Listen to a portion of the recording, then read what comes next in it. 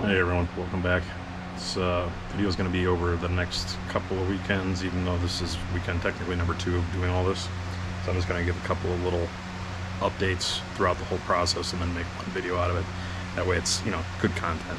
So, where we're at. We've got the rear end and the front subframe in the garage. And I've stripped all the suspension and steering components off of it. Real quick before we get to any of that stuff, see here, this is the leaf pockets for the front of the leaf springs. See that? Yeah, that one's a little tore up. Like that on the other side too. I'm going to try to weld repair these and see if I can fix it. If not, I'll just order a new one, but at least it's only one. So on the suspension, I've got stuff on order. Some stuff has already showed up, some stuff's a little bit on back order. But we're doing mini tubs, so we're going to be moving the leaf spring brackets from there over. Once I get this all mocked up, squared, measured, know where I need to mount those and re-weld them on there.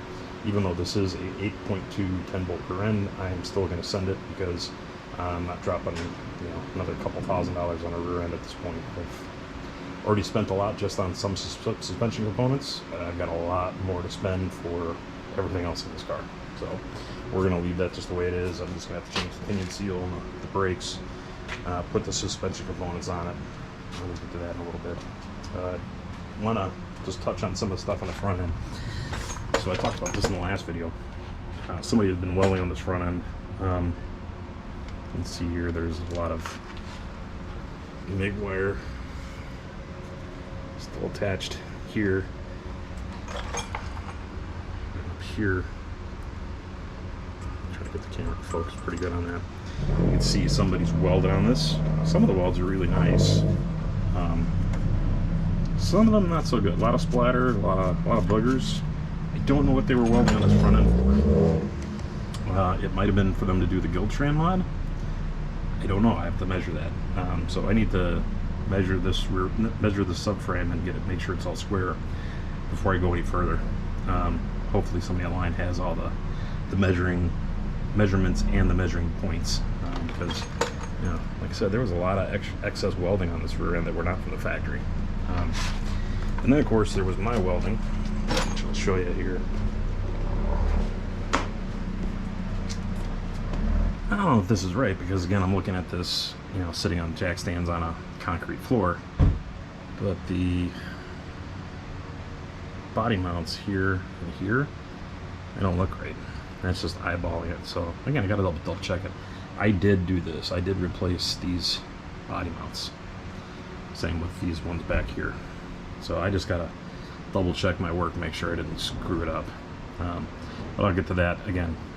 Strip it down, see what I'm working with, and then do some measurements.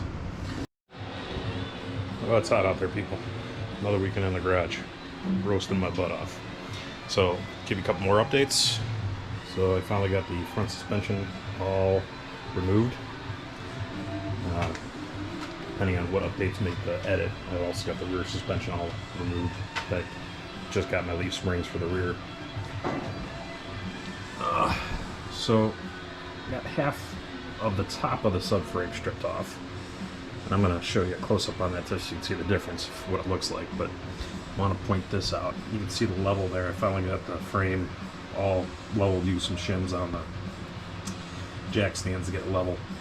I fucked up and put the mounts on there a little wrong. I don't know if you can see it real well, but there's daylight showing on one side of the subframe mount where the level's at, and it's even worse on this side. This one is, the outer edge is up 1/8 of an inch, so I'm probably going to have to cut those again and redo it. I didn't level this off when I welded those on there 5 or 6 or maybe it was 7 years ago. I don't remember. I'd have to look it up, but I fucked up and now I got to do it again, and I keep doing it. So guys, measure 3-4 times, do it right the first time, cut once, weld once. So that's my conundrum that I've got to fix now, but I'll give you a close up here. can see here, frame rail stripped down, nice and shiny metal now. I just kind of went over that a little bit. I didn't put a primer on this when I painted the back section of the frame. I didn't take apart the front subframe with all the suspension. The first time I painted this, I just kind of went up to the steering box, put on some chassis black, and I just scuffed it up somewhat half-ass, right? So the paint super easy, comes right off. So what I'm going to do this time around, sand it up to like 80, maybe 120 grit. I don't care about sand scratches or anything in the paint job. I'm going to epoxy primer that and then chassis black it again. But let's get up here. You can see the difference between the cleaned up metal and the not cleaned up metal. And you can get a better shot at some of the welding that was done previously on this car. I did not do any of this. This was on the car like this beforehand. I don't know what they were doing. I don't even know if this frame's square yet because I'm still hunting down the measurements and the measurement points, right? Just so I can make sure like the frame horns are in the right spot. They haven't shifted because this car was in a couple of fender benders. The whole front right part of the car was smashed in and had 3 inches of Bondo. When I took the core support off the first time, everything shifted really, really bad. So it kind of tells me things were under stress. So I don't know if they damaged the frame, and if they did they try to straighten it? I don't know, right? But there's a lot of welding on this frame. They could have done the guild strand mod. I don't know. You can see there's a lot of welding on there. I don't know if that's factory or if that was aftermarket. And it's all over the place where these cross members are. So I still got to do that. I'm going to do that before I obviously fix my mounts. Let's see some more of this welding that they did here. I didn't do this. This is what I did. Just the top plates. I cut it here, put the plate on it, made it level, but my jack stands weren't along the concrete. So, and I don't have a frame table to do this stuff with. You know, this side you can see it's not bad at all. I didn't clean it up so you can see it real well, but you know, I think that's the factory. I don't know. I'm going to do a lot more research, but this is where I'm at. I've got to, like I said, fix these so that they're the right height and that they're level, so that the car sits level when it's torqued down to the chassis of the car or the body of the car. Clean up all of this crap, epoxy it, paint it, and then I can start reassembly of the front suspension. Right? So let's get to some of that. Leaf springs, like I said, just showed up. There's my old ones, old core support, all my shocks, to do shock mounts, hardware, leaf spring pads, all of that, because again, the leaf spring pads need to be moved to be able to do the deep tub modification, get a wider wheel or a wider tire under the car. So, okay. So yeah, more Eastwood shit. I'm sorry guys, but I don't want to. The frame's not big enough. I'm not going to be doing a whole lot of the epoxy primer. I don't need to do a mix and spray it on my gun. So I'm just going to use this 2K from Eastwood, shoot it up. Then I'm going to put the Extreme Chassis Black on it. Good stuff. Eastwood makes some good stuff, but you know, not promoting their shit. And then use this internal frame coating. I'm going to use this on the frame rails here and in the cross members that go across the car, as well as I'm going to reshoot the other section of that because I only coated the inside of the frame rails on the rear and the very front. I didn't get into all the other areas. So that's the plan for the next time. So next update we'll have all that information. Alright, got the subframe flipped over here. I did some initial measurements. I got everything leveled off, and then I flipped it and I was like, that was dumb. Should have fixed some of the mounts earlier. I'll just have to find the spots that I was using and reshim everything and level it back off. But anyways, I flipped it over to continue stripping shit off. And ran across a whole bunch of ugly ass welds on this. And I don't know if the camera's going to pick this up here. But here, there's a bunch of crap in there from sanding. And over here, I have the wrong pick. I don't know if the camera can get in there. And then maybe this one will be a little bit easier to see. There's daylight showing through there. So there's some spots in here where when they were welding on this, that they burnt through whatever gauge metal it is, which is pretty hefty. I think it's a 1/4 inch plate. I have to mic it, but yeah, you can see, I don't know, just with a scratch there. I had somebody tell me that much smarter than I am about these old cars and subframes, but these are the factory welds, I guess. And quality work from 1971. Look at that. There's just a lot of crap in here. A lot of little bitty pinholes. A lot of not so bad welds here. Some not so great. Some of them really bad. A lot of porosity in some of these. Here's one really specifically. A lot of porosity in here, right? I'm going to have to grind these down and re-weld it because I don't like it. It's not what I would consider safe, but just good, right? I may be throwing this car around some corners, so I really don't want stuff flexing. I don't want stuff cracking. So I'm gonna fix up what I can. Again, I'm not the best welder, but I can do a better job than that. So we'll show you some of the stuff after I clean it up. I still got a little bit of area to finish cleaning up here. I gotta get inside the spring pockets. I still gotta get in these channels a little bit. Some of it's done, but yeah, still more to do.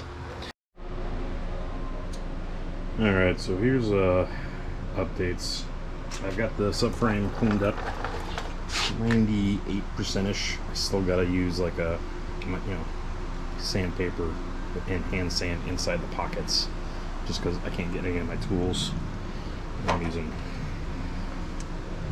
all sorts of tools here, angle grinders, straight die grinders, etc., wire wheels, sanding paper, you name it.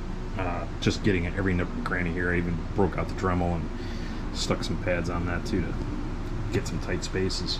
So it's almost done. So what I did was cleaned up some of these welds. Showed it to you a little bit earlier. Looked like somebody scratch started this and welded in here. I cleaned up all the boogers. All these boogers are here from me doing the splatters. But there were some spots where there was a gap, and I'll show it to you here in a second when I get to those, where I couldn't get the frame rail to close down any further because the old welds were still there, and unless I cut it apart, which I didn't want to try or attempt doing because this is not on a jig or a fixture table or anything like that. So all I did was I tried to strengthen it up. So I just went around and I took a hammer and I was listening for where there was dead spots, where these panels, these two pieces that are separate, you could tell by the ding if it wasn't welded together or welded solid, right? So this was when I was just trying to get the machine dialed in. I had some coupons that were the same thickness. I tried doing it with the coupons and I thought I had it, and then I put it on this and it's okay, but not what I would consider perfect welds, right? A little too high on the prod there. I think I was just moving a little too fast there. That tack there wasn't too bad, and I try to do them in small little stitches because I don't want to work this frame any more than it is. I didn't touch on this earlier, but I did measure it when I was flipped over on the top side or right side up, and the frame is a little out of whack. It's like 1/8 of an inch. I don't know how much that difference of that makes, but obviously I was driving around for 2 months before I took the car apart. Who knows how long the previous owners were doing that shit with. And I'll touch on that later when I start to fix my screw-ups from the frame mounts, the body mounts. So just this as I'm sitting here talking, show you some of these welds that I did. Right. This is with that new MiG 180 from Eastwood. Right. Once I got it dialed in, it was doing a really good job. I had some crap that was bubbling through here. Just some shit that was in between the frame rail that I couldn't get 100% clean, and it bubbled through it. But you know, a couple spots here. There was a lot of porosity in the previous welds. I don't have anything left. Well, actually, I do. So there you can see these little dots here. That's the old welds. I didn't do that one. I didn't cut that one down. I felt that one was okay. The one next to it is mine, and it's not great because I missed a portion of the thing here. I got to go over some of this because, like this one here, this just started boogering up and, you know, popping through because there was a lot of porosity inside it wasn't 100% clean when I was welding it. I couldn't get it any cleaner, so it started bubbling through. So I'm going to cut that one back down and re-stitch that. But you can see here from this was all raised up. What I did was I came in here and I ground down the weld as best I could, and then, you know, hammered it down a little bit, trying to get the two pieces of metal to come together. You see that's a pretty decent weld there. That's a pretty decent weld there. This is the factory weld. I didn't do this. You know, and then some nice welds here. All right.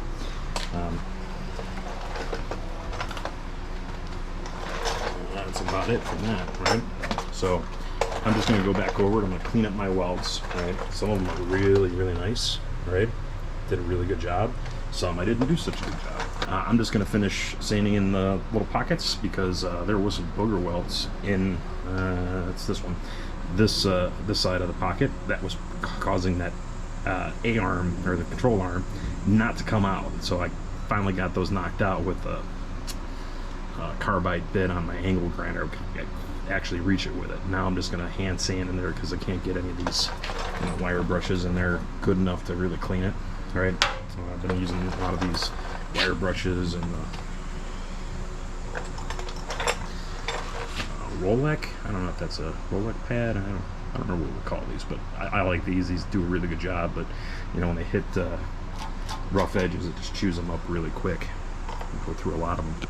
So I'm just going to finish doing that, and then once I'm done, I'm actually going to go over the car again with like 80, 120 grit or something like that to really scuff it up, because the brushes, they don't score enough to create a good tooth. So I'm just going to go over it with sandpaper, sand what I can, and then I'm going to add epoxy primer underneath, then paint it with chassis black, flip it back over.